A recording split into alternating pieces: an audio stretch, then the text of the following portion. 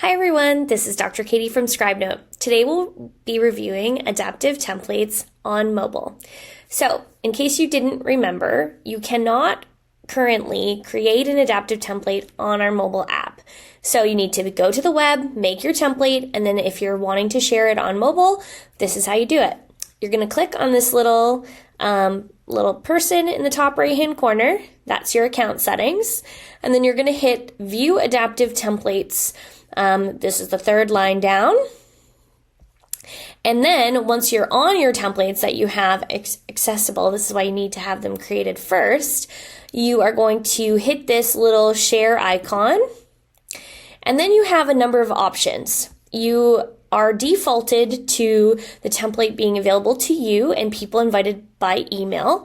And if you would like to add emails that you'd like to share the template with, you can do that here. And then if you'd like to share with your team, then you just select My Team.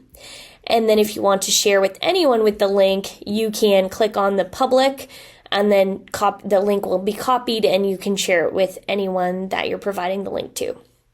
So we will, for the purposes of this demo, we'll just share with my team and hit done. So now anyone on your team can access that and use it to record on their own Scribenote account. Now, to access a link that you've been shared with you, I'll show you how to do that. Okay, so after we've clicked on that link that we've had shared with us, either via email or if someone has provided us with the link, you'll click it to open up the template. And then, you can review the template, see what the contents of it is, hit this button, copy to my templates. Now, you'll be prompted to rename it, which you can. And then that way it's personalized to what you want to call it, and then you're going to hit copy.